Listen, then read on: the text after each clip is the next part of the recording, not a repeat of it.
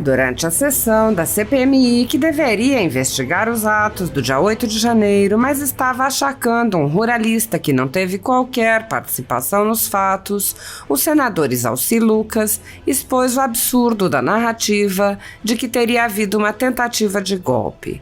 O senador apresentou um vídeo do ministro do Lula explicando que não houve nem golpe nem tentativa. O senador lembrou que, enquanto o comando da CPMI repete narrativas, pessoas estão sendo injustiçadas. Isalci disse: pessoas que estiveram aqui foram condenadas, inclusive por 17, 14 anos. Ninguém sabe quem são. Não tem expressão nenhuma, não tem liderança nenhuma. Não foram apreendidas armas, ninguém ficou ferido. Isalci Lucas rebateu a relatora, que havia reclamado de uma decisão do ministro Nunes Marques do Supremo Tribunal Federal, que reverteu quebras de sigilo feitas sem qualquer fundamento.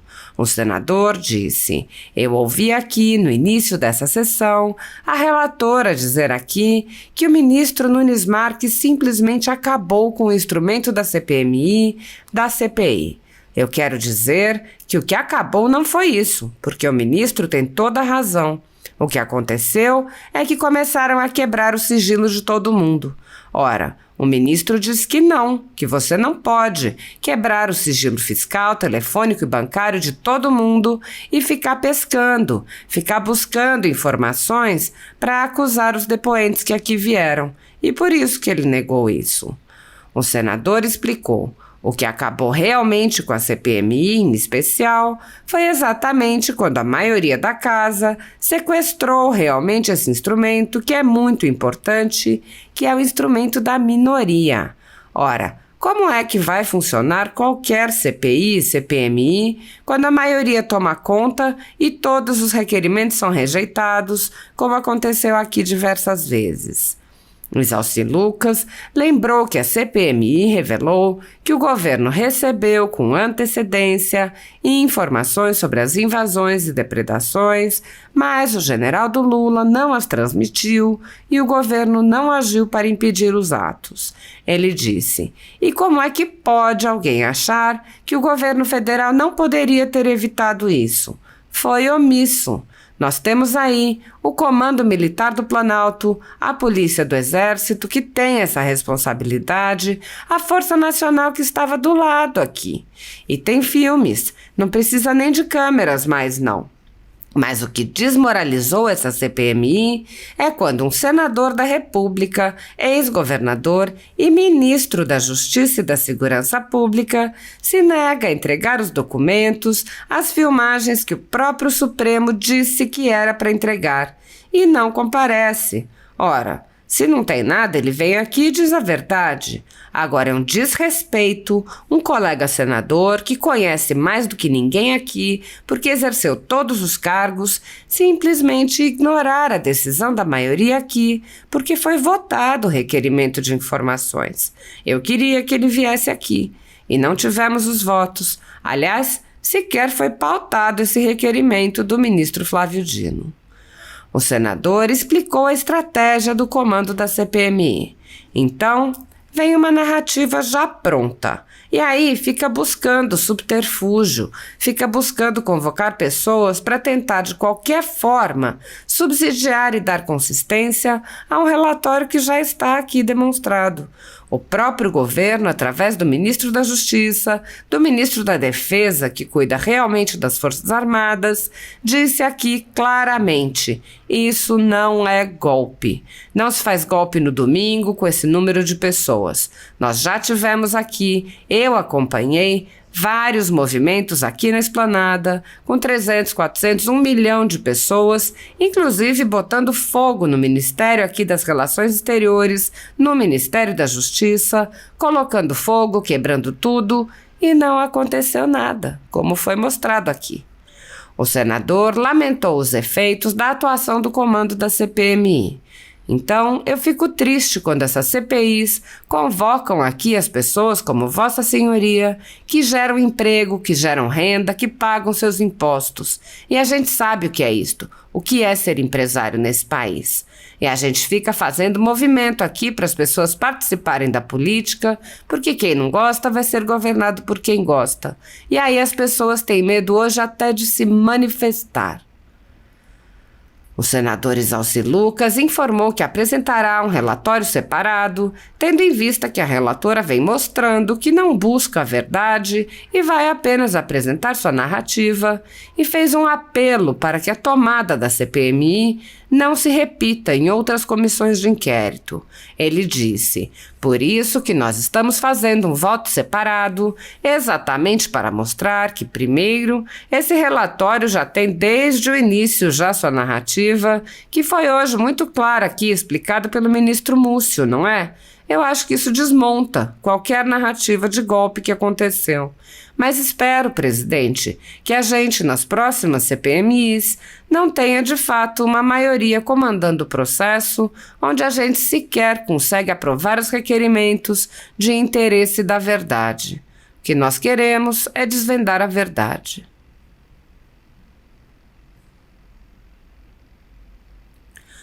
Com a tomada da CPMI pelo governo, a comissão repetiu, inclusive com alguns dos mesmos personagens, a CPI da pandemia, que ficou conhecida como CPI do circo e que serviu principalmente para perseguição política, enquanto se recusou a investigar indícios de corrupção com os recursos enviados pelo governo federal para estados e municípios.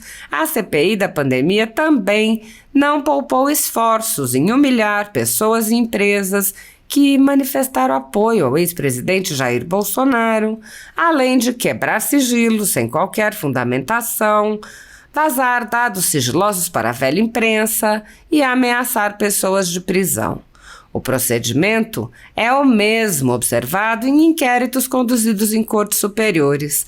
Matérias da velha imprensa atribuem um rótulo, marca, a um grupo de pessoas, e isso é tido como suficiente para quebras de sigilos, interrogatórios, buscas e apreensões, prisões e confiscos.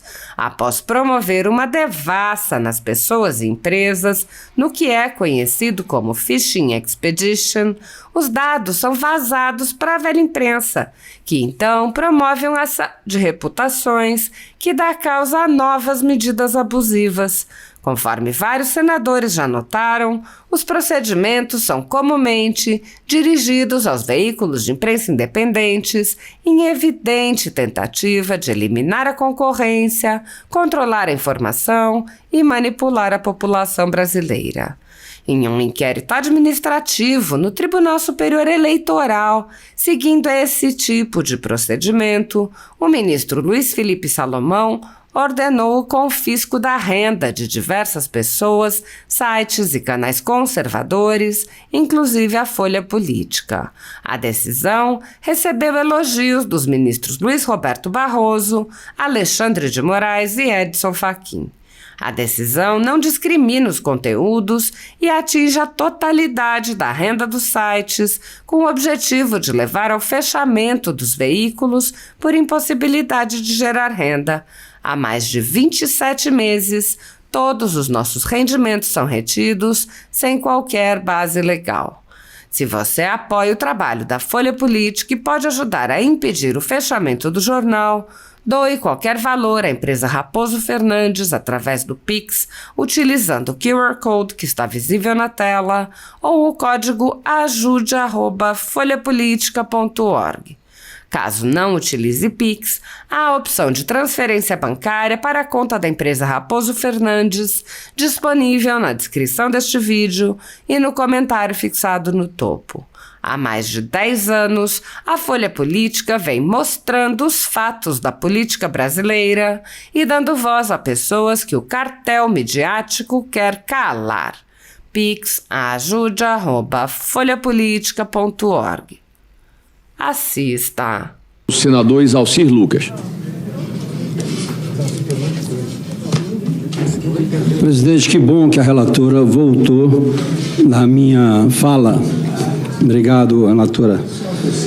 E eu coloquei, presidente, um vídeo e que já foi passado aqui e eu faço questão que seja repassado, porque acaba com essa narrativa. Por favor. Pode colocar aí. Vai constar, espero que conste. Ela está aqui. O som. 8 de janeiro, uma absoluta baderna, não é? Coloca um pouquinho mais alto para ela ouvir, está no banheiro. Vão as Forças Armadas na frente e o povo vem apoiando atrás. O que foi que aconteceu em 8 de janeiro? Uma absoluta baderna, não é? Patrocinada por alguns irresponsáveis, não havia uma liderança, não havia uma palavra de ordem, era como se agências de turismo tivessem convocado desavisados para irem a Brasília para fazer aquele quebra-quebra. Não havia um líder, não há um responsável. Você repara isso que foi condenado agora a 17 anos. O perfil dele, quem é aquele cidadão? Esses outros que estão na fila, quem são eles? São figuras que quiseram ir a Brasília. Eu tive com, quer dizer, assisti alguns deles lá naquela noite, eram pessoas sem a menor expressão, me desculpem. Lá haviam senhoras, haviam pessoas jovens. As senhoras que queriam visitar o Planalto foram lá fazer quebra-quebra como se pudesse mudar o resultado das eleições. Agora, não se viu uma nota de nenhum comando militar, uma nota de um general, uma nota de ninguém da reserva. A postura das Forças Armadas foi uma postura absolutamente irresponsável. Porque em todos os golpes. Então, eu espero, sinceramente, que esse relato, e para quem não sabe, né, o hoje ministro Múcio, ele foi deputado federal, vários mandatos, foi ministro aqui do Tribunal de Contas da União e agora é ministro, foi secretário e agora é ministro aí da Defesa. Então eu espero que isso fique muito claro no relatório dessa CPMI, porque a narrativa desde o início é golpe. E aí está dizendo o que é um golpe. E é verdade, pessoas que estiveram aqui, foram condenadas, inclusive, 17, 14 anos, ninguém sabe nem quem é. Não tem expressão nenhuma, não tem liderança nenhuma. Não foi apreendido armas, ninguém ficou ferido. Diferente daquilo que foi passado aqui pelo senador Magno Malta, que eu participei. Essa é a diferença, né, da experiência. Eu participei de todas as CPIs nesse congresso aqui, depois que entrei na vida pública. Todas. E todas fiz questão de fazer um relatório. E participei da Petrobras, da Lei Rouanet, do CARF, do BNDES, Fundo de Pensão. Ninguém devolve 15 bilhões, né, que a Codileniense, que fez inclusive nos Estados Unidos. Então, presidente, eu vi aqui no início dessa sessão, a relatora disse aqui que o ministro Nunes Marques, ele simplesmente acabou com o instrumento da CPMI, da CPI. Eu quero dizer que o que acabou não foi isso, porque o ministro tem toda a razão. O que aconteceu é que começaram a quebrar o sigilo de todo mundo. Ora, o ministro disse que você não pode quebrar o sigilo fiscal e telefônico e bancário de todo mundo e ficar pescando, ficar buscando informações para acusar os depoentes que aqui vieram. E foi isso, por isso que ele negou isso. Então não acabou. O que acabou realmente com a CPMI, em especial, foi exatamente quando a maioria da casa sequestrou realmente esse instrumento que é muito importante, que é um instrumento da minoria. Ora, como é que vai funcionar qualquer CPI, CPMI, quando a maioria toma conta e todos os requerimentos são rejeitados, como aconteceu aqui diversas vezes? Como é que você faz uma audiência pública, não é, com o adjunto da ABIN, que é o responsável pelas informações? 49 instituições recebem essas informações.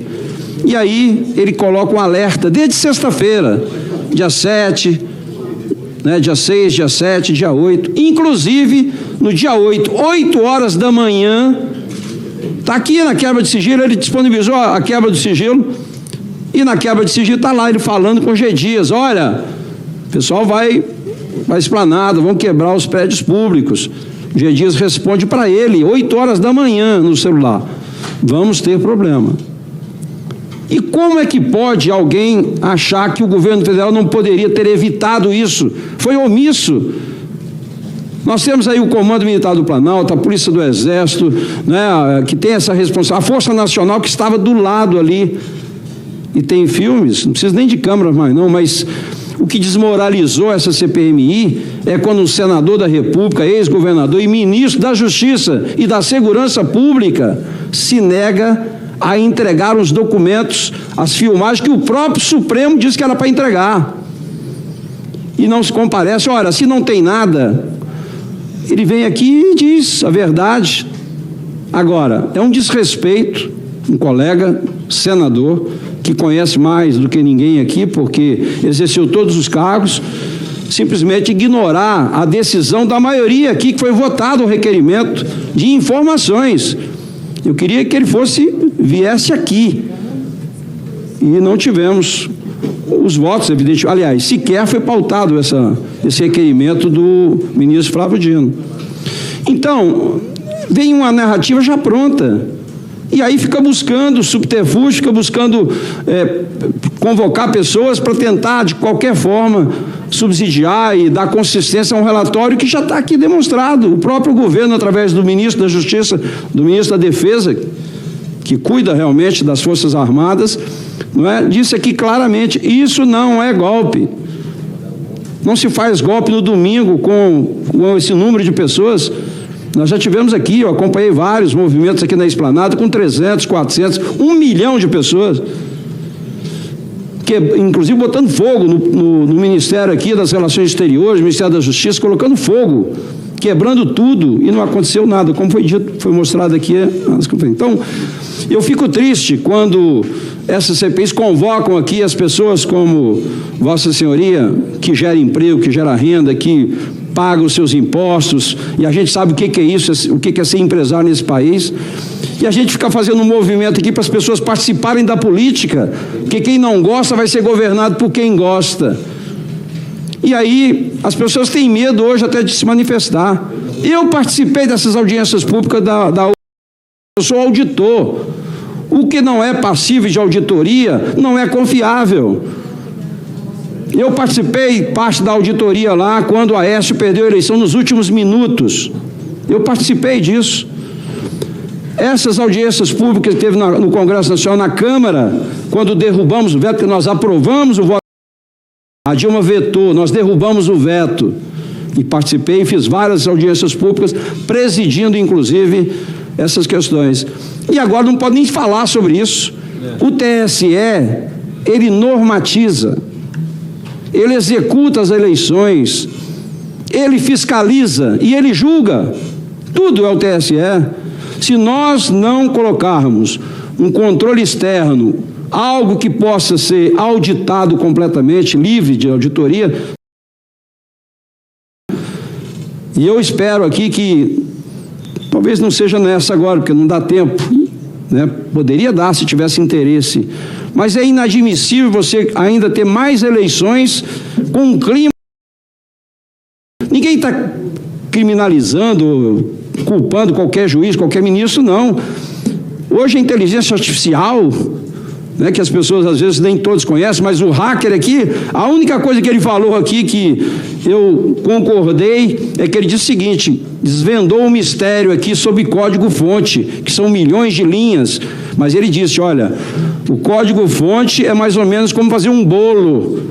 Quem está fazendo o bolo coloca os ingredientes e pode inclusive colocar um veneno dentro, e que até 2018 apenas entendia da questão das urnas eletrônicas. Uma pessoa no TSE era responsável. E que agora, depois de 2018, tem mais gente. Mas, por mais que seja uma quantidade maior, não dá para você, né, pensar no futuro do Brasil com essa polarização que existe. Por isso que nós estamos fazendo um voto separado, exatamente para mostrar, né, que, primeiro, esse relatório, que já tem, desde o início, já a sua narrativa, que foi hoje muito clara aqui, explicada pelo ministro Múcio, não é? Eu acho que isso desmonta qualquer narrativa de golpe que aconteceu. Mas espero, presidente, que a gente, nas próximas CPMIs, a gente não tenha, de fato, né, uma maioria comandando o processo onde a gente sequer consegue aprovar os requerimentos de interesse da verdade. O que nós queremos é desvendar a verdade. Muito obrigado, presidente. Muito obrigado, senador. Na ausência do